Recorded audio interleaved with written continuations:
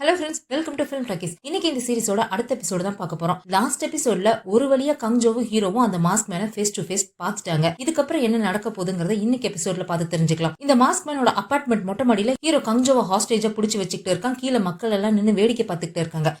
மக்களா இந்த மாஸ்க் மேன நின்று அங்க நடக்கிற விஷயத்தெல்லாம் வேடிக்கை பார்த்துக்கிட்டு இருக்கான். அப்ப அவனோட போன்ல யாரோ இல்லீகலா அவனோட டாக்டர் ஃபேபர் வெப்சைட்டை ஹேக் பண்றாங்க அப்படின்ற விஷயம் தெரிய வருது. எந்த இடத்துல இருந்து ஹேக் பண்ணிட்டு இருக்காங்க அப்படின்ற லொகேஷன் கூட அவனுக்கு காமிக்குது. அந்த இடம் தான் இவனுக்கு ஏற்கனவே தெரியுமே. ஏன்னா இவன் தான் ஏற்கனவே ஜின்னோட வீட்டுக்கே போய் அவனை கொலை பண்ண ட்ரை பண்ணி இருந்திருப்பான் இல்லையா. இது ஜின் தான் அப்படிங்கறதையும் இவன் பார்த்ததும் புரிஞ்சுக்கிறான். சிசிடிவி மூலியமா ஹீரோவை எவனோ ஒருத்தன் ஃபாலோ பண்ணிட்டு இருந்தா இல்லையா, அதை ஹீரோ பார்த்துட்டு தான் இந்த மாதிரி எல்லாம் பண்ணிட்டு இருக்கான் அப்படின்றதையும் தெரிஞ்சுக்கிறானா. இந்த கேம் நல்லாவே இல்ல, நீ இவ்வளவு புத்திசாலித்தனமாலாம் இதுல விளையாடக்கூடாது அப்படின்ற மாதிரி சொல்லிட்டு அவனுடைய கிளவுஸ் எடுத்து கையில மாட்டான். வேணும்னே அந்த கிளவுஸை இழுத்து அடிக்கிறான். இந்த சத்தம் கங்ஜோக்கு நல்லா கேட்குன்றதுதான் இவனுக்கு ஏற்கனவே தெரியும் இல்லையா. இந்த சத்தம் கங்ஜோக்கு கேக்குது. அந்த சத்தத்தை கேட்டு ஹீரோ கிட்ட சொல்றா, உன்னோட லெஃப்ட் சைட்ல 9 o'clock டைரக்ஷன்ல அவன் நின்னுட்டு இருக்கான். அவனுக்கு பக்கத்துல 50 வயசு தக்க ஒரு லேடி இருக்காங்க பாரு அப்படின்ற மாதிரி சொல்றா. இவனும் திரும்பி பாக்குறான். கரெக்டா அவன் நல்லா ஃபுல் பிளாக் அண்ட் பிளாக்ல அந்த கிளவுஸை போட்டு இழுத்து அடிச்சு அவன்கிட்ட காமிச்சிட்டு இருக்கான். அவன் கையிலேயே கத்திரிக்கோள் மாதிரி சிம்பிள் வச்சு காமிக்கிறான். ஏன்னா இவன் எல்லா கொலைகளையும் கத்திரிக்கோளை வச்சு தானே பண்ணுவான். அந்த மாதிரி செஞ்சு காமிக்கிறான். இதுக்கப்புறம் நம்ம நேரடியா விளையாடலாமா அப்படின்ற மாதிரி சொல்லிட்டு இருக்கான். அவனை பார்க்க இங்க ஹீரோக்கு ரத்தம் கொதிக்குது. அங்க இருந்து அவனை புடிச்சே ஆகணும்னு சொல்லிட்டு வேகமா ஓட பாக்குறான். ஆனா வயலண்ட் கிரைம் யூனிட்ல இருக்க டிடெக்டிவ்ஸ் யாரும் கங்ஜோ காமிச்ச எந்த ஒரு எவிடன்ஸையும் நம்பவும் இல்ல.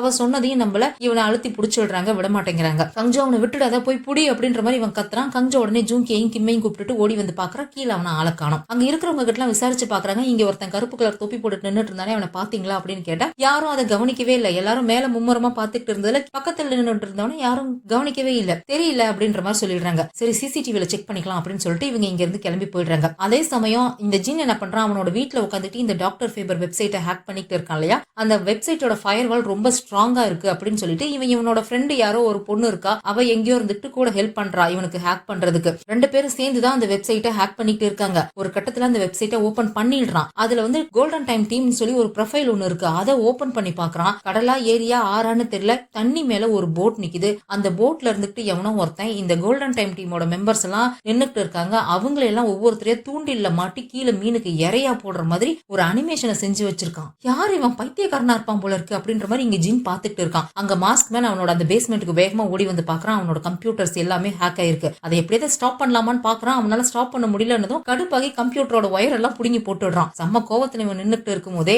நம்ம லாஸ்ட் எபிசோட்லயே எவனோ ஒருத்தன் நான் சியோலுக்கு வந்துட்டேன் அப்படின்னு சொல்லி மெசேஜ் அனுப்பியிருப்பான் இல்லையா, அவங்கிட்ட இருந்து மறுபடியும் மெசேஜ் வருது. ஏதோ பிரச்சனைன்னு கேள்விப்பட்டேன், என்னாச்சு, சரியாயிடுச்சா அப்படின்ற மாதிரி கேட்கறான். எதிர்பாராத விதமா ஒரு சின்ன பிரச்சனை வந்துருச்சு, அது இப்ப சரியாயிடுச்சு, ஒன்னும் இல்ல அப்படின்ற மாதிரி இவனும் சொல்றானா. அது சரி, அந்த கங்ஜோவோட காது என்னாச்சு, எனக்கு ஒருத்தர் தெரியும், இந்த மாதிரி பெக்யூலியரான விஷயத்து மேல அவங்களுக்கு ரொம்ப இன்ட்ரெஸ்ட் அதிகம், அதனால எனக்கு அந்த காது வேணும் அப்படின்ற மாதிரி அவன் கங்ஜோவோட காது வேணும் அப்படின்னு சொல்லி கேட்கறான். அதுக்கு உடனே இந்த மாஸ்க் மேல இருந்துட்டு எல்லா நேரமும் நீ கேட்கிற எல்லாமும் கிடைச்சிடாது அப்படின்னு சொன்னதும், இல்ல நான் உன்னை கோவப்படுத்தணும்னு அப்படி சொல்லல, நான் ட்ரூ இன்டென்ஷனோட தான் உனக்கு நான் சப்போர்ட் பண்றேன், ஆனா நம்ம கிட்ட டைம் இல்ல, நீ புரிஞ்சுக்கணும் அப்படின்ற மாதிரி சொல்றான். இந்த ஆள் யாருன்னு தெரியல, இவனோட சப்போர்ட்டர்ஸ் எல்லாம் யாரு, எதுக்கு இவனுக்கு சப்போர்ட் பண்றாங்கன்னு தெரியல. கதையே முடிய போது இன்னமும் அதை சொல்ல மாட்டேங்கிறாங்க. இந்த மெசேஜை பார்த்துட்டு இவன் ஒரு மாதிரி டென்ஷனா நின்றுட்டு இருக்கும்போது அந்த இடத்துக்கு இவனோட அம்மா அங்க வராங்க. என்னப்பா ரொம்ப டென்ஷனா இருக்கிற போல இருக்கு, என்ன உன்னோட வேலை எதுவும் சரியா போகலையா, இப்பெல்லாம் நீ சரியா வேலை செய்யறது இல்ல போல இருக்கே, சோம்பேறித்தனம் அதிகமாயிடுச்சோ, உனக்கு இப்பெல்லாம் நான் பனிஷ்மெண்ட் கொடுக்கறது இல்ல, அதனாலதான் உன்னோட சோம்பேறித்தனம் அதிகமாயிடுச்சுன்னு நினைக்கிறேன் அப்படின்ற மாதிரி அந்த அம்மா சொல்றாங்களா. நான் ஏற்கனவே டென்ஷனா இருக்கேன், நீங்க திரும்பவும் என்ன டென்ஷன் பண்ணாதீங்க அப்படின்ற மாதிரி சொல்றான். என்னடா உன் அம்மாவையே எதிர்த்து பேசுறியா, நான் உன்னை கஷ்டப்பட்டு வளர்த்திருக்கேன், உன்னை நல்லவனா வளர்க்கணும்னு எவ்வளவு கஷ்டப்பட்டேன், ஆனா உன் ரத்தத்துல இருக்கிற அந்த முன்கோபம்ன்ற விஷயம் உன்னை விட்டு போகவே போகாது போல இருக்கு. நான் எத்தனை தடவை சொல்லியிருக்கேன், மத்தவங்களை விட நீ ரொம்ப வேகமா வேலை பார்க்கணும், ரொம்ப பெட்டரா வேலை பார்க்கணும்னு சொல்லி, ஆனா நீ அதெல்லாம் கேட்கவே மாட்டேங்கிற, உன்ன மாதிரி ஒருத்தெல்லாம் பிறந்திருக்கவே கூடாது அப்படின்ற மாதிரி அவங்க அம்மா சொல்றாங்களா. இவனுக்கு கோவம் வந்துருது. இன்னொரு வார்த்தை பேசுனீங்கன்னா நான் அம்மானு கூட பார்க்க மாட்டேன் அப்படின்னு சொல்லிட்டு வேகமா அடிக்கிற மாதிரி போறான். அப்படியே கட் பண்ணி இந்த எபிசோடுக்கான டைட்டில போடுறாங்க, வெறுப்பின் காலம் அப்படின்னு சொல்லி. இந்த சீரிஸோட ஸ்டார்டிங்லயே சொல்லியிருப்பாங்க, கங்ஜோ வந்து இந்த பூங்சன்ற ஊர்ல வந்து அவளோட கோல்டன் டைம் டீமை ஸ்டார்ட் பண்ணணும், அதுல ஹீரோ வந்து வேலை பார்க்கணும் அப்படின்னு சொன்னப்போ ஈஸியா அவளுக்கு பர்மிஷன் கிடைச்சிருக்கும். ஆனா இத்தனைக்கு அந்த ஊர்ல இருக்கிற போலீஸ் ஆபீசருக்கோ ஹீரோக்கோ ஏன் அந்த கமிஷனருக்கே கூட இந்த விஷயம் பிடிச்சிருக்காது. ஆனாலும் அவங்களை இதை தடுத்திருக்கவும் முடியாது. இந்த அளவுக்கு எப்படி கங்ஜோக்கு பவருக்கு இருக்கும், எப்படி அவளால இதை ஈஸியா செய்ய முடிஞ்சது அப்படின்னு சொல்லி ஹீரோ டோக்கி கிட்ட சொல்லி விசாரிக்க சொல்லியிருப்பான். டோக்கியும் விசாரிச்சு சொல்லியிருப்பான். சியோலோட ஹெட் குவார்டர்ஸ் கமிஷனர் வந்து கங்ஜோவோட அப்பாவுக்கு க்ளோஸ் ஃப்ரெண்டு. அவங்க அப்பா இறந்து போனதுக்கு அப்புறம் நிறைய விஷயங்களை அந்த கமிஷனர் தான் கங்ஜோக்கு ஹெல்ப் பண்ணிட்டு இருக்காரு, அவர் தான் இந்த விஷயத்துலயும் ஹெல்ப் பண்ணிருக்காரு அப்படின்ற மாதிரி அவன் சொல்லியிருப்பான் இல்லையா.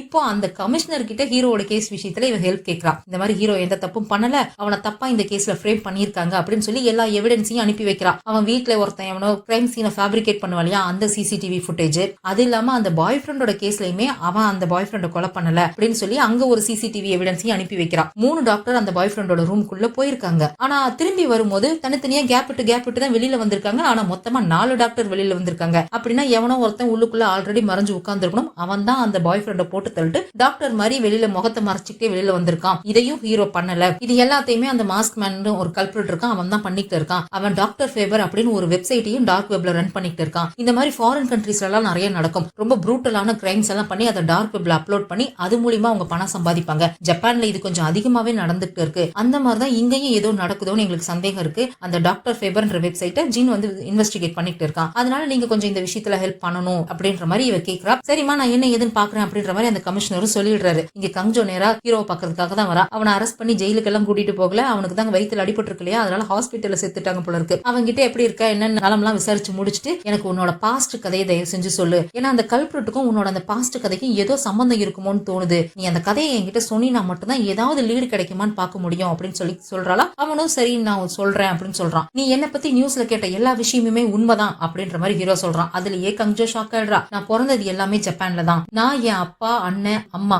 4 பேரும் ரொம்ப சந்தோஷமா அங்க ஜப்பான்ல தான் வாழ்ந்துட்டு இருந்தோம். என் அப்பா ஒரு டாக்ஸி டிரைவரா இருந்தாரு. ஜூன் 2ஆம் தேதி சம்பவம் நடந்த அன்னைக்கு நாங்க எல்லாம் வீட்டுல விளையாண்டுட்டு இருந்தோம். என் அப்பா செடி எல்லாம் வெட்டிக்கிட்டு இருந்தாரு. என் அம்மா அவங்க ஏதோ வேலை பார்த்துக்கிட்டு இருந்தாங்க. நானும் என் அண்ணனும் விளையாண்டுட்டு இருந்தோம். அப்பதான் அந்த குட்டி பொண்ணு மீகு அங்க வந்தா. அவ என் பக்கத்து வீட்டுல இருக்க லாயர் அங்கிளோட பொண்ணு. அன்னைக்கு அவ வந்து என் கூட விளையாடணும்னு சொன்னா. அதுக்கப்புறம் நானும் அவளும் சேர்ந்து விளையாண்டுட்டு இருந்தோம். கண்ணாமூச்சி விளையாண்டுட்டு இருந்தோம் அப்படின்ற மாதிரி சொல்றான். இவன் சொல்ற கதையில அவ்வளவு நேரம் அந்த பெரிய பையன் கூட நின்னுட்டு இருந்தான். அவங்க அப்பா அந்த பெரிய சைஸ் கத்திரிக்கோலை வச்சு செடியெல்லாம் வெட்டிக்கிட்டு இருந்திருக்காரு. ஆனா அதுக்கப்புறம் இவங்க 2 பேரும் கண்ணாமூச்சி விளையாடும் போது அந்த பெரிய பையனை காண எங்கேயோ போயிட்டான். ஏன் போனான்னு தெரியல. ஹீரோவும் அந்த மீகவும் மட்டும் தான் கண்ணாமூச்சி விளையாண்டுட்டு இருக்காங்க. ஹீரோ தான் கண்ணை மூடிட்டு நம்பர் எண்ணிட்டு இருந்தான். அந்த பொண்ணு எங்கேயோ ஒளிஞ்சுக்கிறதுக்காக ஓடி போயிடுறா. இவன் நம்பர் எண்ணி முடிச்சுட்டு அந்த பொண்ணை தேடிட்டு அங்கேயும் இங்கேயும் தேடிட்டு கடைசியில வீட்டுக்கு பின்னாடி எங்கேயோ போறான். அந்த இடத்துல இந்த பொண்ணோட ஒரே ஒரு ஷூ மட்டும் ரத்தமா அந்த இடத்துல கிடக்கிறத இவன் பார்த்து அப்படியே ஷாக் ஆகி போய் நின்னுட்டு இருக்கான். இப்ப பிரசன்ட்ல கங்ஜோட்ட சொல்றான், எனக்கு அன்னைக்கு நடந்த விஷயம் எதுவும் சரியா ஞாபகமே இல்ல. ஆனா அதுக்கப்புறம் பார்த்தா நியூஸ்ல என் அப்பா தான் அந்த பொண்ணை கொலை பண்ணிட்டாரு அப்படின்னும் நான் தான் என் அப்பாவுக்கு அந்த பொண்ணை கொலை பண்ண ஹெல்ப் பண்ணுனேன் அப்படின்ற மாதிரியும் சொன்னாங்க. என் அப்பாவை அதுக்கப்புறம் அரெஸ்ட் பண்ணிட்டு போயிட்டாங்க. 2 மாசம் தான். அதுக்குள்ள என் அப்பாவை கொன்னுட்டாங்க. அதுக்கப்புறம் எங்களோட வாழ்க்கை நரகம் ஆயிடுச்சு. அந்த இடத்துல ஆல்ரெடி அங்க இருக்கிறவங்களுக்கு கொரியன்ஸ் பிடிக்கவே பிடிக்காது. கொரியன்ஸ் மேல ஒரு வெறுப்பு இருந்துகிட்டே இருந்துச்சு. இந்த சம்பவம் நடந்ததுக்கு அப்புறம் அவங்க ரொம்ப அதிகமாவே வெறுக்க ஆரம்பிச்சிட்டாங்க. வெறுப்புக்கு நடுவுல தான் நாங்க வாழ வேண்டியதா இருந்துச்சு. நாங்க எங்க போனாலும் எங்களை யாரு பார்த்தாலும் உடனே ஓடி வந்து எங்களை அடிக்க ஆரம்பிச்சாங்க. எங்க வீட்டு செவுத்துல எங்களை பத்தி தப்பு தப்பா எழுத ஆரம்பிச்சாங்க. எங்களுக்கு அங்க வாழ்க்கை ரொம்ப நரகமாவே மாறிடுச்சு. எங்களை வெறுக்கிற அந்த ஆன்டி கொரியன்ஸ் என்னோட அண்ணனையும் கொன்னுட்டாங்க. அதுக்கப்புறம் எங்களால அங்க வாழ முடியாதுன்னு சொல்லி நானும் என் அம்மாவும் கொரியாவுக்கு தப்பிச்சு வந்துட்டோம். நானும் என் அப்பா மாதிரி ஒரு கொலகாரனா மாறிட கூடாது அப்படிங்கறதுக்காக தான் நான் ஒரு போலீஸ் ஆபீசராவே ஆனேன். எல்லாமே நல்லபடியா தான் போயிட்டு இருந்துச்சு. இப்படி என்ன சுத்தி வெறுப்பை மட்டுமே பார்த்து பழகி என்னால யாரை பார்த்தாலுமே எனக்கு பயம் மட்டும்தான் இருக்கும். எந்த ஒரு ஸ்ட்ரேஞ்சர் கிட்டையும் என்னால பழக முடியாது. ஏன்னா அவங்களை பார்த்தாலே எனக்கு பயமா மட்டும்தான் இருக்கும். அதனாலேயே நான் யார் கூடயும் சரியா பழகவே மாட்டேன். ஆனா என்னோட இந்த கண்டிஷனையும் தாண்டி ஒருத்தன் என் கூட க்ளோஸா பழகனா அப்படின்னு சொல்லி அவனோட பார்ட்னரை பத்தி தான் சொல்லிட்டு இருக்கான். அப்பதான் திடீர்னு ஒரு நாள் எனக்கு இந்த பிளாக் அவுட் ஆகிற விஷயத்த நான் எக்ஸ்பீரியன்ஸ் பண்ணேன். எவனோ ஒருத்தன் என்னோட இந்த பிளாக் அவுட் அட்வான்டேஜா எடுத்து என் கண்ணு முன்னாடியே என் பார்ட்னரை கொன்னுட்டான். அவன் யாருன்னு நான் கண்டுபிடிக்கணும்னு நினைச்சேன். அதனால அன்னைக்கு அந்த எவிடன்ஸ் ரூமுக்கு நான் தான் திருட்டுத்தனமா போய் அந்த எவிடன்ஸ் எடுத்தேன். ஏன்னா இவங்க யாரும் அவனை தேடி கண்டுபிடிக்கிறதுக்கு தயாராவே இல்ல. அதனால நானே அவனை தேடி கண்டுபிடிக்கணும்னு நினைச்சேன். அதுக்கப்புறம் தான் நிறைய பிரச்சனை எல்லாம் நடந்து போச்சு. கடைசியில் நான் உன்னோட டீம்ல வந்து சேர்ந்தேன் அப்படின்னு இவன் எல்லா கதையும் சொல்லி முடிக்கிறான்.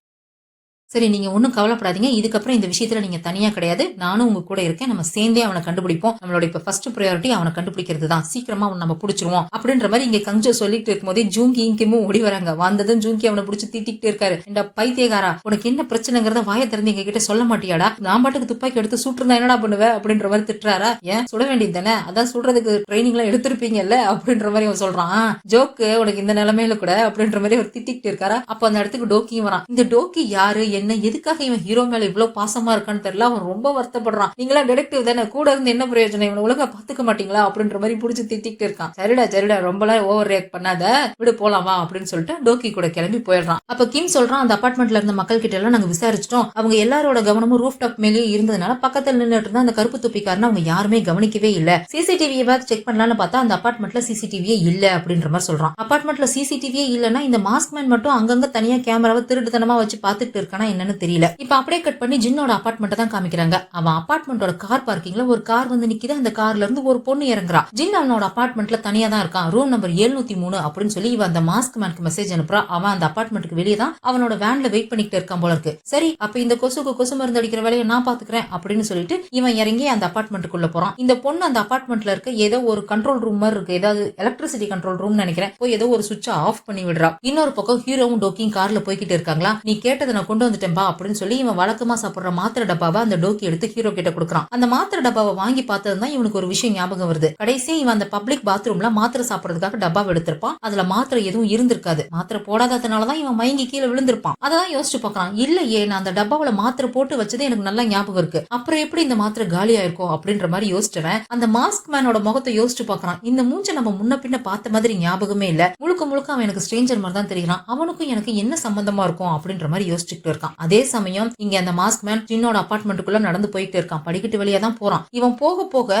ஒரு ஃப்ளோர்லயும் ஒருத்தன் இவன் கூட வந்து ஜாயின் பண்ணிக்கிறான். அதுவும் இவன மாதிரியே கெட்டப் போட்டுக்கிட்டு இருக்காங்க. கையில பேகு பெட்டி எல்லாம் எடுத்துட்டு போயிட்டு இருக்காங்க. இவனோட சேர்த்து மொத்தம் 3 பேர் இவன மாதிரியே தொப்பி மாஸ்க் எல்லாம் போட்டுக்கிட்டு தான் ஜின்னோட ரூமுக்கு போறானுங்க. அங்க ஜின் கங்ஜோக்கு கால் பண்ணி சொல்றான், மேடம், அந்த டாக்டர் ஃபேபர் வெப்சைட்டை நான் ஓபன் பண்ணிட்டேன். இந்த வெப்சைட்டே ஒரு மாதிரி ஸ்ட்ரேஞ்சா தான் இருக்கு. இதுல கோல்டன் டைம் டீம் பூச்சிகள் அப்படின்ற மாதிரி ஒரு ப்ரொஃபைல் இருந்துச்சு. அதை ஓபன் பண்ணி பார்த்தா நம்ம எல்லார பத்தின டீடைலும் அதுல இருக்கு மேடம். நம்ம எல்லாத்த பத்தியும் இந்த அளவுக்கு அவன் டீடைல் கலெக்ட் பண்ணிருக்கானா கன்ஃபார்மா அவன் வாக்கி டாக்கியை ஹேக் பண்ணிருக்கணும். நம்மளோடது மட்டும் இல்ல, அவன் புங்சன் போலீஸ் ஸ்டேஷன்ல இருக்க எல்லா போலீஸ் ஆபீசரோட வாக்கி டாக்கியுமே அவன் ஹேக் பண்ணிருக்கான்னு நினைக்கிறேன். இப்படி எல்லாத்தோடதையும் ஹேக் பண்ணி அவன் ஒட்டு கேட்டுட்டு இருக்கான் அப்படின்னா கண்டிப்பா அவனோட இடத்துல வயர் டேப் மாதிரி ஒரு பெரிய செட்டப்பே இருக்கணும். அதை வச்சுதான் அவன் ஒட்டு கேட்டுட்டு இருக்கான்னு நினைக்கிறேன். இந்த டாக்டர் ஃபேபர் வெப்சைட்ல ஏகப்பட்ட பேர் மெம்பரா இருக்காங்க. இதை பார்க்கும்போது ரொம்ப காஸ்ட்லியான வெப்சைட் மாதிரி இருக்கு. ஆனா எங்க இருந்து இவங்களுக்கு எல்லாம் பணம் வருதுன்னு தான் தெரியல அப்படின்ற மாதிரி சொல்றான். சரி, நீ கண்டுபிடிச்ச வரைக்கும் போதும், மிச்ச மீதி எல்லாம் நீ நம்மளோட போலீஸ் ஸ்டேஷனுக்கு போய் சைபர் கிரைம் டிபார்ட்மெண்ட் போலீஸோட சேர்ந்து நீ கண்டுபிடி. இப்ப நீ அங்க இருக்க வேணா, கிளம்பி போ. ஏன்னா இந்நேரத்துக்கு நீ ஹேக் பண்ண விஷயத்த அந்த மாஸ்க்மேன் கண்டுபிடிச்சிருப்போம், நீ அங்க இருக்கிறது ஆபத்து அப்படின்ற மாதிரி கஞ்சோ சொல்றா. இல்ல மேடம், இன்னும் கொஞ்சம் தான் இருக்கு, நான் பாத்துடுறேன் அப்படின்னு சொல்றானா. நீ பார்த்த வரைக்கும் போதும் ஜின், நான் சொன்னதை கேளு, இங்க இருந்து கிளம்பு அப்படின்ற மாதிரி அவ சொல்றா. சரின்னு சொல்லி போனை கட் பண்ணிட்டு கம்ப்யூட்டரை ஷட் டவுன் பண்ணலாம்னு போறான். அதுக்குள்ளேயே இந்த மாஸ்க்மேன் அந்த ரூம் ஓபன் பண்ணிட்டு உள்ள வந்துடுறான். 3 பேர் வரானுங்க. ஒருத்தன் ஜின்ன போட்டு அடின்னு அடிக்கிறான், ஒருத்தன் அவனோட கம்ப்யூட்டரை போட்டு உடைச்சிட்டு இருக்கான். கீழே பிளாஸ்டிக் பேப்பர் எல்லாம் விரிச்சு வச்சிட்டு இருக்கானுங்க. இந்த நார்மலா கொலை பண்ணும் போது எவிடன்ஸ் எதுவும் கிடைக்க கூடாதுன்றதுக்காக பிளாஸ்டிக் பேப்பரை தரையில விரிச்சு அது மேல வச்சு கொலை பண்ணுவாங்களே, அந்த மாதிரி அவன் விரிச்சுட்டு இருக்கான். இவன் யாரை கொலை பண்ணாலும் அவங்கள கொலை பண்றதுக்கு முன்னாடி அவங்களுக்கு ஒரு கதையை சொல்லுவான். அதே மாதிரி இப்ப ஜின்னுக்கு ஒரு கதை சொல்றான். ஒரு ஊர்ல ஒரு ஓநாய் ஒண்ணு இருந்துச்சு. அந்த ஓநாய் ஒரு நாள் சூரியன் அஸ்தமானமாகிற சமயத்துல அதோட நிழலை பார்த்துச்சு. அந்த நிழல் அந்த சமயத்துல ரொம்ப பெருசா இருந்தது. அதை பார்த்துட்டு நாம தான் இவ்வளவு பெருசா இருக்கோம், நாம சிங்கத்தை விட பெருசா இருக்கோம் அப்படின்னு சொல்லி இந்த ஓநாய் நினைச்சுக்கிட்டு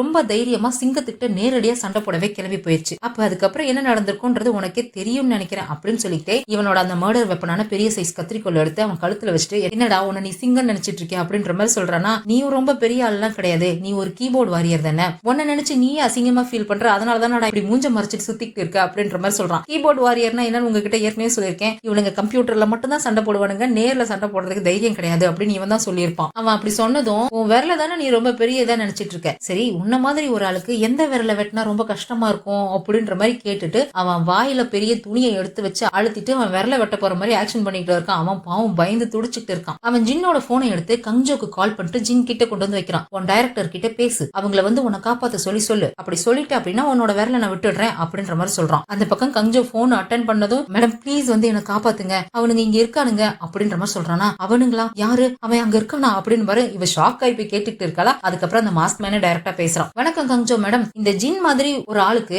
எந்த விரல வெட்டினா அவனால வேலை செய்ய முடியாது, எந்த விரல வெட்டினா வாழ்க்கை பூரா அவன் கஷ்டப்படுவான், கொஞ்சம் நீங்களே சொல்லுங்களேன் அப்படின்ற மாதிரி சொல்றானா. இங்க பாரு, ஒழுங்கா அவனை விட்டுடு, நீ அவனை ஏதாவது பண்ணிட்டு நீ தப்பிச்சு போயிடலான்னு மட்டும் நினைச்சிடாத, கண்டிப்பா அவனை நான் சும்மா விட மாட்டேன் அப்படின்ற மாதிரி சொல்றாளா. உங்களுக்கு நான் ஒரு 3 நிமிஷம் டைம் தரேன், அந்த 3 நிமிஷத்துக்குள்ள நீங்க இங்க வந்துட்டீங்க அப்படின்னா இவனோட 10 விரலும் பத்திரமா இருக்கும். 3 நிமிஷத்துக்கு 1 செகண்ட் நீங்க லேட் பண்ணீங்கனாலும் விரல் மட்டும் இல்ல அவனோட தலையையும் விட்டுடுவேன் அப்படின்ற மாதிரி சொல்லிட்டு இவன் போனை கட் பண்ணி விட்டுறான். 3 நிமிஷத்துக்குள்ள இவன் ஜின்னோட அபார்ட்மெண்ட்டுக்கு இவங்க போகணுமே, அவசரமா கிளம்பி போய்கிட்டு இருக்காங்க. ஹீரோ கிட்டே இந்த விஷயத்தை இன்ஃபார்ம் பண்ணிடுறாங்க. இந்த மாஸ்க் மேன் வெயிட் பண்றான். 3 நிமிஷம் ஆகுது. கரெக்டா 3 நிமிஷம் ஆனதும் அவ்வளவுதான், டைம் முடிஞ்சிருச்சு, அவன் விரல வெட்டிடுங்க அப்படின்ற மாதிரி சொல்லிடுறான். அவனுங்க கையை பிடிச்சு வச்சு விரல வெட்ட போறானுங்க. இவன் கத்துன்னு கத்திக்கிட்டு இருக்கானா. சரி, எனக்கு ஹானஸ்டா ஒரே ஒரு உண்மை சொல்லு, நீ எதுக்காக கோல்டன் டைம் டீம்ல சேர்ந்த, மக்களை காப்பாத்துறதுக்காகவா, உன் ஃப்ரெண்ட்ஸ் கிட்ட பெருமை பித்திக்கிறதுக்காக தானே அப்படின்ற மாதிரி கேட்கறான். வாயில துணி அடிச்சுட்டு உண்மையை சொல்றானா அவன் எப்படி சொல்லுவான். அவன் பாட்டுக்கங்க ஊன்னு கத்திக்கிட்டே இருக்கிறான். வெட்டிருங்கடா விரல அப்படின்னு சொல்லிட்டு அவன் பாட்டுக்கு எந்திரிச்சு வெளியில போயிடுறான்.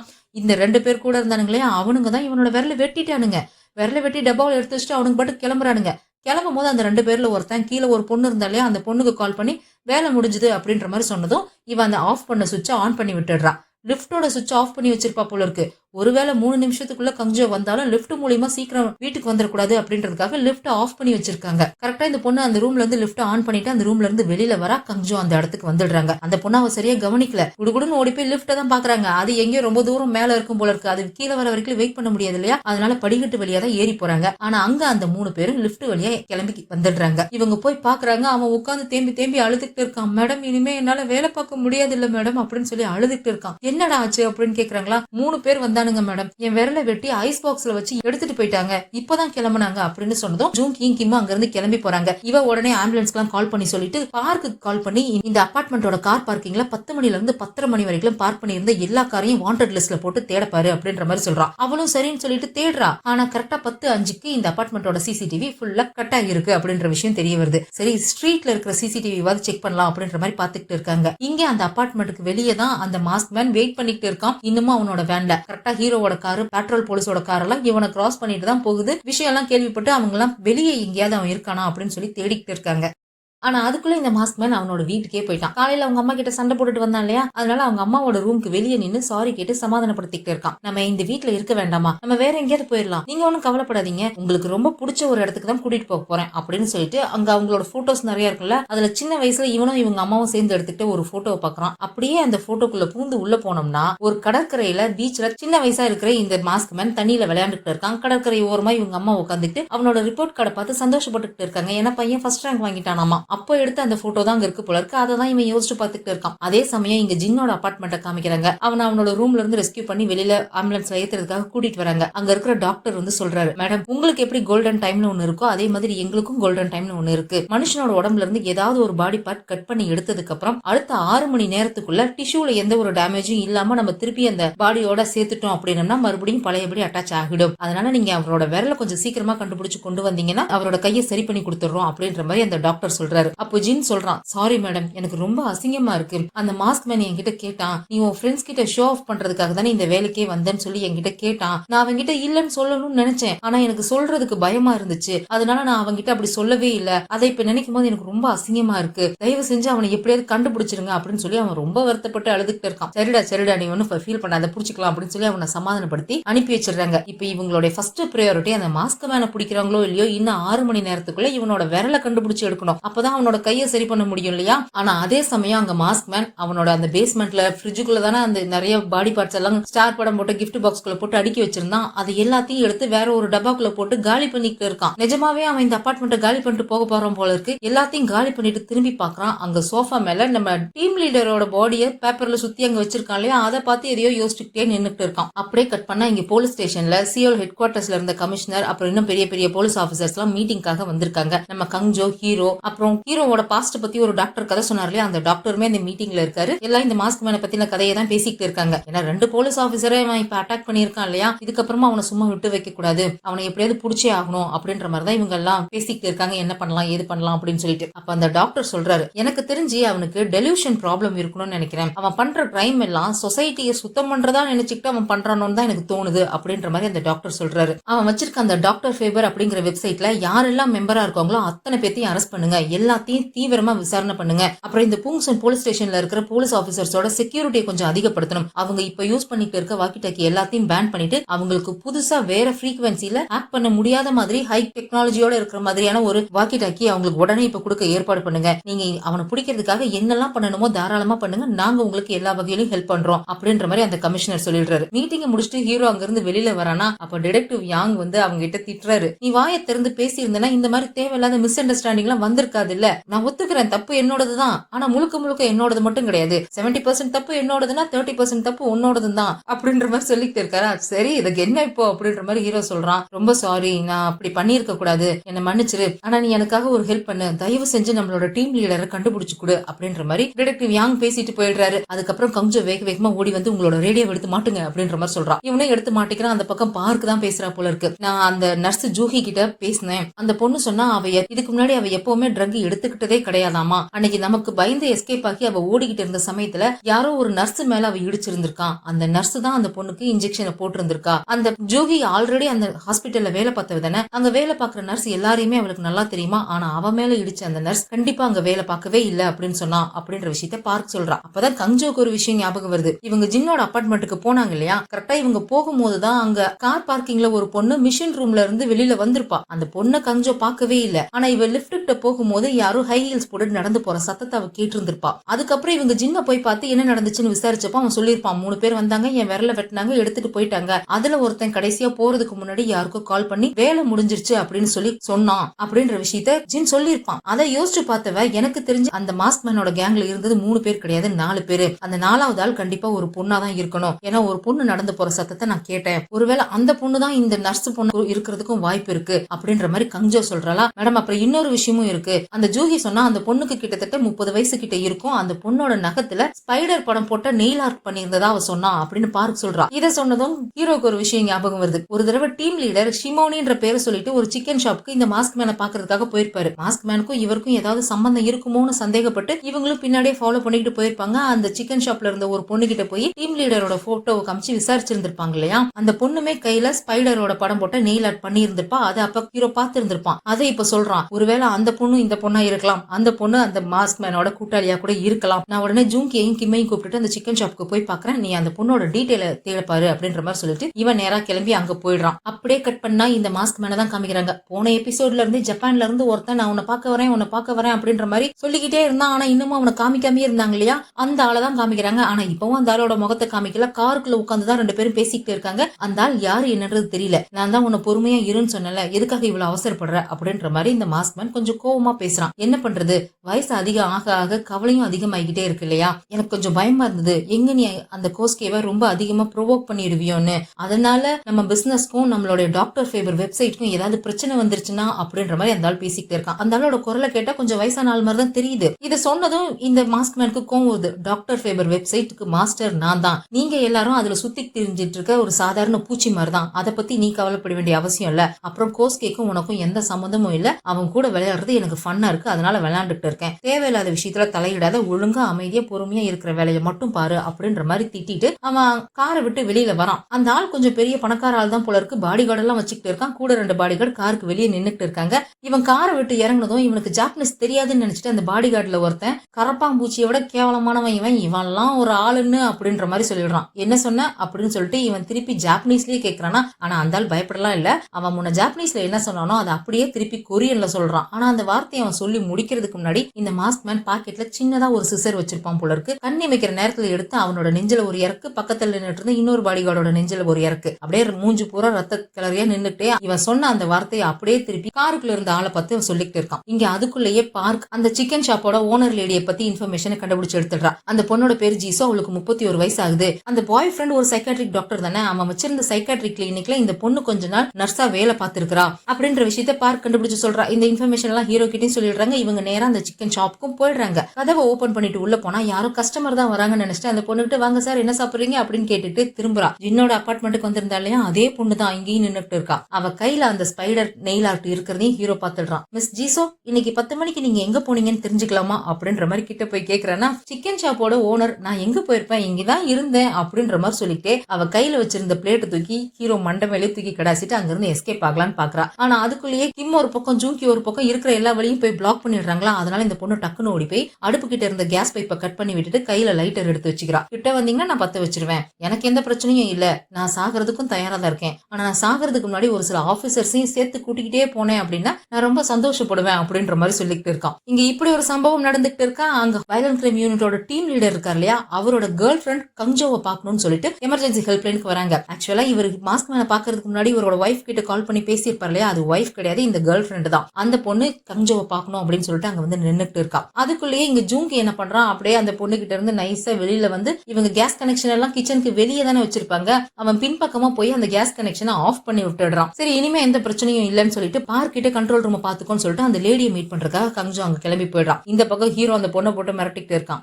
ஒழுங்கா உண்மை சொல்லிரு, அந்த மான்ஸ்டர் எங்க இருக்கான்னு சொல்லி, இன்னைக்கு நான் அவனை கண்டிப்பா மீட் பண்ணியே ஆகணும், உண்மையை சொல்லு அப்படின்னா நான் கண்டிப்பா சொல்ல மாட்டேன், என்கிட்ட இருந்து உன்னால எந்த உண்மையும் வாங்கவே முடியாது. என்கிட்ட அவர் சொல்லியிருக்காரு, ஒரு புது புது உலகத்தை உருவாக்க போறேன்னு சொல்லியிருக்காரு. நான் செத்தாலும் சாவனே தவிர உங்ககிட்ட உண்மையை சொல்ல மாட்டேன் அப்படின்ற மாதிரி சொல்லிட்டு இருக்கா. நீ கட் பண்ண கேஸ் பைப்ல ஸ்மெல்லே வரல பாரு, கேஸ் எல்லாம் ஆஃப் பண்ணியாச்சு அப்படின்ற மாதிரி சொல்லவும் அவ கையில வச்சிருக்கிற கத்தி எடுத்துட்டு ஹீரோவை அட்டாக் பண்றதுக்கு வரா. பின்னாடில இருந்து கிம் ஓடி வந்து அந்த பொண்ணை அடிச்சு புடிச்சிடுறான். ஒழுங்கா உண்மையை சொல்லு அப்படின்னு கேட்டா நான் செத்தாலும் சாவனே தவிர உண்மையை சொல்ல மாட்டேன் அப்படின்ற மாதிரி சொல்லிட்டு அவ கழுத்துல போட்டிருக்க செயின்ல சைனைடு வச்சிருப்பா போல இருக்கு. டக்குன்னு அதை எடுத்து வாயில போட்டு அப்படியே நுரத்தள்ளி ஸ்பாட்லயே செத்து போயிடுறா. இவங்களால ஒண்ணுமே பண்ண முடியல. அதே சமயம் அந்த டீம் லீடரோட கேர்ள் ஃபிரெண்ட் கங்ஜோவை பார்க்க வந்தாங்க இல்லையா, அவங்க சொல்லியிருப்பாங்க போல இருக்கு இந்த மாதிரி அவர் காணாம போறதுக்கு முன்னாடி என்கிட்ட போன்ல பேசினார் சொல்லி. போன்ல என்ன பேசினாரு, என்ன நடந்தது அப்படின்ற மாதிரி கங்ஜோ கேக்குறா. அன்னைக்கு எனக்கு பர்த்டேக்கு எனக்கு என் கூட டின்னர் சாப்பிடறதுக்காக அவர் வரேன்னு சொல்லியிருந்தாரு. அவருக்காக நான் வெயிட் பண்ணிட்டு இருந்தேன், அவர் வரவே இல்லை அப்படின்னு சொல்லி தான் அவருக்கு நான் கால் பண்ணியிருந்தேன். ஆனா அப்ப அவர் என்கிட்ட பேசின விஷயம் தான் எனக்கு கொஞ்சம் வினோதமா பட்டுச்சு அப்படின்ற மாதிரி சொல்றாங்க. சரி என்ன பேசினாரு அப்படின்னு கேட்டா இவங்க போன் பண்ணி என்னாச்சு ஏன் என்ன வரல அப்படின்ற மாதிரி கேட்டிருக்காங்க. அதுக்கு உடனே டீம் லீடர் இருந்துட்டு எனக்கு என்னமோ ஏதோ தப்பா நடக்கிற மாதிரி தோணுது, உனக்கு முதல்ல என் தம்பியை பார்த்த சம்பவம் ஞாபகம் இருக்கா அப்படின்ற மாதிரி டீம் லீடர் கேட்டிருக்காரு. அதுக்கப்புறம் அவர் ஏதோ சொல்ல வந்திருக்காரு. சரி அதெல்லாம் விடு, நான் ஒரு முக்கியமான விஷயத்தை கன்ஃபார்ம் பண்ணணும், அதை கன்ஃபார்ம் பண்ணிட்டு நான் உன்னை பார்க்க வரேன் அப்படின்ற மாதிரி சொல்லிட்டு காலை கட் பண்ணிட்டு கிளம்பி போயிருந்திருப்பாரு. அவர் பேசின விஷயம் கொஞ்சம் வினோதமா பட்டதுனால ஏதாவது பிரச்சனையா இருக்குமோன்னு சந்தேகப்பட்டு ஒரு 20 நிமிஷம் கழிச்சு அவருக்கு நான் திரும்ப கால் பண்ணேன். ஆனா அப்ப போன் ஸ்விட்ச் ஆஃப்னு வந்துச்சு. அதுக்கப்புறம் அவருக்கு என்ன ஆச்சுன்னே தெரியல அப்படின்ற மாதிரி அந்த லேடி சொல்றாங்க. சரி அவர் எதுக்காக அவர் தம்பியை முதல்ல மீட் பண்ண சம்பவத்தை பத்தி கேட்டாரு, அன்னைக்கு ஏதாவது ஸ்பெஷலா நடந்துச்சா அப்படின்னு கேக்குறாங்க. ஸ்பெஷலாலாம் ஒண்ணும் நடக்கல, அன்னைக்குதான் முதல்ல அவரோட தம்பிக்கு எனக்கும் டீம் லீடருக்கும் அஃபைர் இருக்குன்ற விஷயம் தெரிய வந்துச்சு. ஆக்சுவலா அன்னைக்கு அவரோட தம்பி ஏதோ டொமஸ்டிக் வயலன்ஸ்னால பாதிக்கப்பட்ட ஒரு ஹைஸ்கூல் பையனை மீட்டு கூட்டிட்டு வந்திருந்தாரு. டீம் லீடரோட வீட்டுல ஒரு நாள் நைட் மட்டும் அவனை தங்க வச்சுக்க சொல்லி கேட்கறதுக்காக தான் அவர் வீட்டுக்கு வந்திருக்காரு. அங்க வந்தப்பதான் அவர் என்ன முதல்ல பார்த்தாரு. யார் இந்த பொண்ணு, எங்க உன் ஒய்ஃப், எங்க யார் கூட நீ பழகிட்டு இருக்க, என்ன பண்ணிட்டு இருக்க அப்படின்ற மாதிரி இந்த லேடியை பார்த்ததுமே அந்த டீம் லீடரோட தம்பி வந்து கோவப்பட்டு டீம் லீடர்கிட்ட சண்டைக்கு போயிட்டு இருந்திருப்பான். இதுதான் நடந்துச்சு அப்படின்ற மாதிரி அவங்க சொல்றாங்களா. இதை தவிர வேற எதுவும் நடக்கலையா அப்படின்ற மாதிரி கேக்குறாங்க. இல்ல இதை தவிர வேற எதுவும் நடக்கல, ஆனா இந்த சம்பவம் நடந்து கிட்டத்தட்ட 15 வருஷம் ஆகுது. ஆனா அதை பத்தி ஒரு நாள் கூட அவர் என்கிட்ட பேசினதும் கிடையாது, கேட்டதும் கிடையாது. திடீர்னு அன்னைக்கு எதுக்காக அந்த சம்பவத்தை அவர் ஞாபகப்படுத்தினார்னு தான் எனக்கு புரியவே இல்லை அப்படின்ற மாதிரி அந்த லேடி சொல்றாங்க. இதுல இருந்து என்னத்தை கண்டுபிடிக்கிறது அப்படின்ற மாதிரி இவ கங்ஜோ யோசிச்சுட்டு இருக்கும் போதே அந்த பக்கம் ஹீரோ கால் பண்றான். ஆக்சுவலா ஜின் கண்டுபிடிச்சு சொல்லியிருந்திருப்பான். இந்த டாக்டர் ஃபேவர் வெப்சைட்ல நிறைய பேர் மெம்பரா இருக்காங்க. அந்த மெம்பர்ஸ் எல்லாருமே பூச்சியோட பேரை தான் அவங்க யூசர் ஐடியாவே வச்சிருக்காங்க அப்படின்ற விஷயத்தை கண்டுபிடிச்சு சொல்லி இருந்திருப்பான். எனக்கு இப்பதான் ஒரு விஷயம் ஞாபகம் வந்துச்சு. 3 வருஷத்துக்கு முன்னாடி நான் அந்த மாஸ்க் மேன் மாஸ்க் போட்டிருந்தப்ப நான் அவனை பார்த்தேன். அவனுடைய மாஸ்க்ல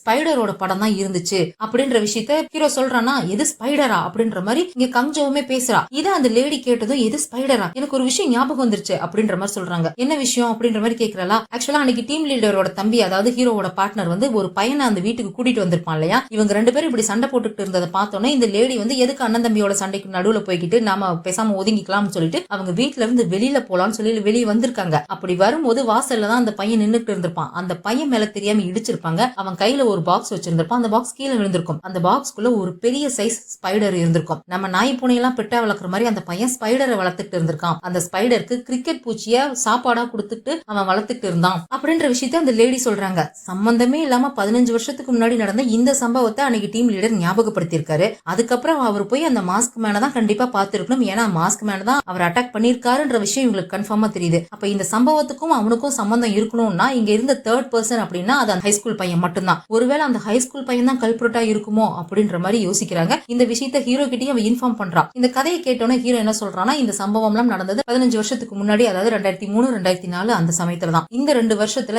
எப்பயாவது இந்த பார்ட்னர் டீல் பண்ண கேஸ்ல டொமஸ்டிக் வயலன்ஸ் சம்பந்தமாவோ ஹைஸ்கூல் பையன் சம்பந்தப்பட்டதோ ஏதாவது கேஸ் இருக்கான்னு சொல்லி செக் பண்ணு அப்படின்ற மாதிரி ஹீரோ சொல்றான். சரின்னு இவங்களும் செக் பண்றாங்க. ஒரு கேஸ் மாட்டிக்குது. 2003 ஜூன் மாசம் இந்த மாதிரி ஒரு ஹைஸ்கூல் பையன் சம்பந்தப்பட்ட ஒரு டொமஸ்டிக் வயலன்ஸ் கேஸ் ஹீரோவோட பார்ட்னர் டீல் பண்ணிருக்கான் அப்படின்னு சொல்லிட்டு பார் கண்டுபிடிச்சு கொண்டு வந்து கொடுக்குறா. ஒரு நாள் ஹீரோவோட பார்ட்னரும் இன்னொரு போலீஸ் ஆபீசரும் சேர்ந்து பேட்ரோலிங் போயிட்டு இருந்திருக்காங்க ஒரு நைட் டைம்ல. அப்போ ஒரு வீட்ல இருந்து ஒரு பையன் பயங்கரமா கத்துற சத்தம் கேட்டிருக்கு. என்னடா இந்த வீட்ல இருந்து இப்படி கத்துற சத்தம் வருதே அப்படின்னு சொல்லிட்டு இவங்க போய் ஜன்னல் வழியா எட்டி பார்த்தப்ப அந்த ஹைஸ்கூல் பையனை பாத் டப்ல சட்டையெல்லாம் கழட்டிட்டு இன்னர் வேரோட உட்கார வச்சுட்டு கொதிக்க தண்ணியை அவங்க அம்மா அவன் மேல ஊத்தி இருந்திருக்காங்க. அந்த பையன் சூடு தாங்க முடியாம கத்துன்னு கத்திக்கிட்டு இருந்திருக்கான். அந்த அம்மா அவன் மேல கொதிக்கிற தண்ணியை ஊத்திக்கிட்டே ஒரு மாதிரி பிரேயர் பண்ணிக்கிட்டு இருந்திருக்காங்க. இவங்க உடனே ஓடி போய் தடுத்து நிறுத்தி இருக்காங்க. அவங்க அம்மாவோட முகத்திலயுமே சூடுபட்டு நிறைய கொப்பளம் வந்திருக்கு. அந்த பையனோட உடம்புலயுமே நிறைய சூடுபட்ட கொப்பளம் எல்லாம் வந்திருக்கு. இவங்க போய் தடுத்து நிறுத்தியுமே அவங்க அம்மா வந்து பிரேயர் பண்ணிக்கிட்டே இருந்திருக்காங்க. இந்த பையனோட உடம்புல ஏதோ ஈவல் ஸ்பிரிட் இருக்கிறதாவும் அதனால இந்த பையன் ஒழுங்கா படிக்க மாட்டேங்கிறான், மார்க் வாங்க மாட்டேங்கிறான் அப்படிங்கிறதுக்காகவும் அவங்க கிட்ட இருக்கிற அந்த ஈவல் ஸ்பிரிட்டை விரட்டுறதுக்காகவும் இவங்க பிரேயர் பண்றதா சொல்லி அவங்க பிரேயர் பண்ணிட்டு இருந்திருக்காங்க. இதுல ஆச்சரியமான விஷயம் என்னன்னா இவங்க அந்த பையனை அந்த அம்மா கிட்ட இருந்து காப்பாத்தி இருக்காங்க. ஆனாலுமே அவன் அந்த பையன் அவங்க அம்மாவுக்கு தான் ஒத்து போயிருந்திருக்கான். இந்த போலீஸ் ஆபீசர் கிட்ட ரூடா நடந்துட்டு இருந்திருக்கான். அதுக்கப்புறம் அவங்க அம்மா கிட்ட இருந்து இந்த பையனை காப்பாத்துனதுக்கு அப்புறம் கூட இவன் நான் எங்க அம்மா கூட தான் இருப்பேன்னு சொல்லி அவன் பெட்டிஷன் போட்டு அவங்க அம்மா கூட போய் அவன் இருந்திருக்கான். இந்த பையனோட பேரு பேங்க் ஜேசு அப்படின்ற விஷயத்த பார்க் கண்டுபிடிச்சு சொல்றா. இந்த பேங்க் ஜேசு இப்ப எங்க இருக்கான், என்ன வேலை பார்த்துட்டு இருக்கான்னு கொஞ்சம் கண்டுபிடி அப்படின்ற மாதிரி கங்ஜோ சொல்றா. பார்க்கும் கண்டுபிடிச்சிடுறா. இவன் இப்ப ஒரு கோஸ்டல் கார்டா இருக்கான், அந்த சோஃபா ஆண்டியோட அபார்ட்மெண்ட்ல தான் இருக்கான் அப்படின்னு சொல்லி கண்டுபிடிச்சு அவனுடைய ப்ரொஃபைலையும் எடுத்து கொடுத்துடுறா. அவன் ப்ரொஃபைல்ல இருக்கிற போட்டோவை பார்த்ததுக்கு அப்புறம் தான் கங்ஜோவுக்கு ஞாபகம் வருது. ஆல்ரெடி ஒரு தடவை இந்த மாஸ்க் மேன் நேரடியாவே வந்து கங்ஜோவை மீட் பண்ணி பேசியிருப்பான் இல்லையா, அந்த விஷயம் ஞாபகம் வருது. இந்த விஷயத்தில ஹீரோ கிட்டையும் சொல்லி இவனோட போட்டோவையும் அனுப்பி வைக்கிறா. ஆனா ஹீரோவுக்கு இந்த போட்டோவை பார்த்ததுக்கு அப்புறமும் சுத்தமா ஞாபகமே இல்ல. இவனை இதுக்கு முன்னாடி பார்த்த மாதிரி அவனுக்கு தோணவே இல்ல. உடனே இத கோட் 0 கேஸா அனௌன்ஸ் பண்ணி அந்த அபார்ட்மெண்ட்ல போய் இவனோட வீட்ல தேட சொல்றாங்க. அந்த மாஸ்க் மேனையும் பிடிக்கணும், அந்த மாஸ்க் மேனோட வீட்ல ஜின்னோட ஃபிங்கர் வச்சிருந்த ஐஸ் பாக்ஸையும் கண்டுபிடிக்கணும் அப்படின்னு சொல்லி அனௌன்ஸ் பண்றாங்க. அந்த மாஸ்க் மேனை பிடிக்கிறதுக்காக patrol police golden time team எல்லாரும் அந்த அபார்ட்மெண்ட்டுக்கு போறாங்க. அவனோட வீட்டையும் கண்டுபிடிச்சு உள்ள போயிடுறாங்க. ஆனா அங்க அந்த மாஸ்க் மேனும் இல்ல, அந்த ஐஸ் பாக்ஸும் இல்ல.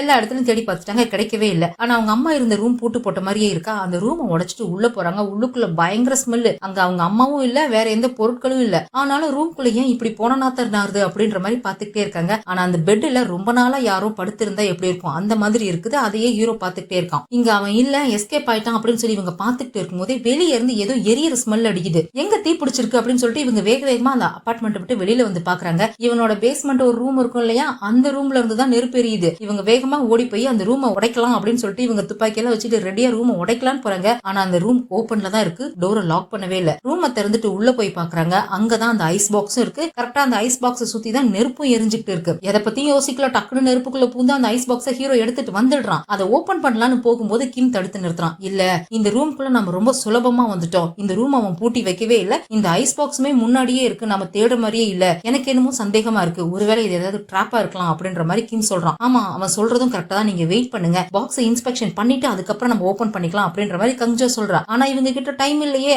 ஜின்னுக்கு உடனே விரல வச்சாகணுமே, அதனால நான் ஓபன் பண்றேன் அப்படின்னு சொல்லிட்டு ஹீரோ அந்த ஐஸ் பாக்ஸை ஓபன் பண்றான். அப்படியே கட் பண்ணா இதே மாதிரி ஒரு ஐஸ் பாக்ஸ் எடுத்துட்டு கோஸ்டல் கார்டோட யூனிஃபார்ம் போட்டுட்டு அந்த மாஸ்க் மேன் பூங்சன் போலீஸ் ஸ்டேஷனுக்கு வந்துட்டு இருக்கான். என்ட்ரன்ஸ்ல செக்யூரிட்டி அவனை தடுத்து நிறுத்தி யாரு நீங்க, என்ன வேணும் அப்படின்ற மாதிரி கேக்குறான். இந்த மாதிரி நான் டிடெக்டிவ் டாங்கையும் டைரக்டர் கங்ஜோவையும் மீட் பண்ணணும் அப்படின்ற மாதிரி சொல்றான். அவங்கள மீட் பண்ணணும்னா அப்பாயின்மெண்ட் வாங்கணும். உங்களை பார்த்தா கோஸ்டல் கார்டு மாதிரி தெரியுது, அப்பாயின்மெண்ட் வாங்கணும்னு கூட உங்களுக்கு தெரியாதா, வாங்கிருக்கீங்களா அப்படின்னு கேட்டா நான் வந்திருக்கேன்னு சொல்லுங்க, அவங்க ரொம்ப சந்தோஷப்படுவாங்க அப்படின்ற மாதிரி சொல்றான். ஆனா அந்த செக்யூரிட்டிக்கு ஏதோ இவன் மேல சந்தேகமா இருக்கு. உடனே அவன் ஒரு போலீஸ் ஆபீசரை கூப்பிட்டு விட்டுறான். போலீஸ் ஆபீசர் வந்து பாக்குறாரு. அவன் வச்சிருக்க ஐஸ் பாக்ஸ்ல ஒரு பேப்பர் ஒண்ணு வெளியே நீட்டிட்டு இருக்கு, அதுல ரத்தக்கரை இருக்கு. அதை பார்த்துதான் ஒரு துப்பாக்கி எடுத்து நீட்டிடுறாரு. உடனே வாக்கி டாக்கில உள்ள இருக்கிற போலீஸ் ஆபீசர் கிட்ட இன்ஃபார்ம் பண்றான். இந்த மாதிரி ஒருத்தங்க வந்திருக்கான், கங்ஜோவையும் ஹீரோவையும் மீட் பண்ணணும்னு சொல்றான், எனக்கு அவனை பார்த்தா சந்தேகமா இருக்கு அப்படின்ற மாதிரி சொல்லி இன்ஃபார்ம் பண்ணிடுறாங்க. உடனே வயலண்ட் கிரைம் யூனிட்ல இருக்க டிடெக்டிவ்ஸ் எல்லாமே அங்க ஓடி வந்துடுறாங்க. அவங்க யாருக்கும் இவனை பத்தி எதுவும் தெரியாது இல்லையா, அவங்க எல்லாரும் வந்து இவனை துப்பாக்கி முனையில ரவுண்ட் பண்ணி யாரா நீ, என்னடா வேணும் அப்படின்னு கேட்டா அந்த 2 பேரையும் பாக்கலான்னு தான் வந்திருக்கேன், அவங்க கிட்ட போய் சொல்லுங்க நான் சரண்டர் ஆகலான்னு வந்திருக்கேன் அப்படின்ற மாதிரி சொல்லிட்டு அவன் கையை தூக்கிட்டு நின்னுட்டு இருக்கான். இவங்க சந்தேகப்பட்டு அவன் வச்சிருக்க ஐஸ் பாக்ஸ் ஓபன் பண்ணி பாக்குறாங்க. உள்ள விரல் இருக்குது. அதை பார்த்ததும் இவங்க எல்லாம் பயந்து போயிடுறாங்க. யாரா நீ, என்னடா வேணும் உனக்கு அப்படின்ற மாதிரி கத்திக்கிட்டு இருக்காங்க. அந்த பக்கத்துல இருந்து கங்ஜோ கேக்குறா, அவனோட பேர் என்னன்னு கேளுங்க அப்படின்ற மாதிரி சொல்றா. ஒரு போலீஸ் ஆபீசர் பாக்குறாரு. அவனோட ட்ரெஸ்ல தான் பேட்ச் இருக்கும் இல்லையா, பேங்க் ஜேசுன்னு பேர் போட்டிருக்கு மேடம் அப்படின்ற மாதிரி சொன்னது இவளுக்கு தூக்கி வாரி போடுது. இவன் விரலோட இங்க வந்திருக்கான் அப்படின்னா அப்ப அங்க ஹீரோ ஒரு பாக்ஸ் ஓபன் பண்ணிட்டு இருக்கானே, அதுல என்ன இருக்குன்னு தெரியல. இதோட இந்த எபிசோட் முடியுது. இதுக்கப்புறம் இன்னும் ஒரே ஒரு ஃபைனல் எபிசோட் தான் இருக்கு, சீக்கிரமாவே அதை போட்டுடுறேன். இந்த வீடியோ பிடிச்சிருந்தா லைக் பண்ணிடுங்க, அப்படியே ஃப்ரெண்ட்ஸ்க்கு ஷேர் பண்ணிடுங்க, மறக்காம ஹைப்பையும் தட்டி விட்டுட்டு ஃபிலிம் டாக்கீஸ்க்கு சப்ஸ்கிரைப் பண்ணிடுங்க. அடுத்த எபிசோட்ல சந்திக்கலாம். பாய்.